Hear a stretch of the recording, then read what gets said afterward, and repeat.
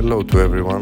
Today we will show you how to operate our model mixer grinder MG100. With the first button, the machine mixing only. It works 20 seconds clockwise, stops 2 seconds and continue 20 seconds anti-clockwise.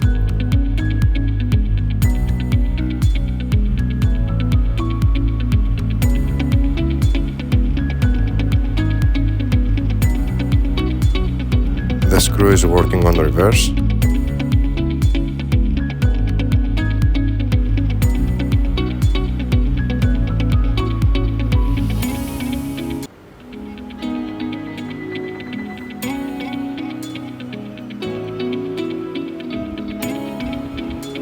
Now we stop the machine,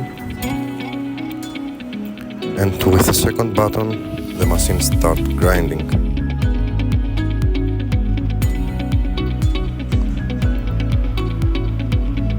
Also the mixing paddle, it works continuously, 20 seconds clockwise, stops 2 seconds and continue 20 seconds anti-clockwise.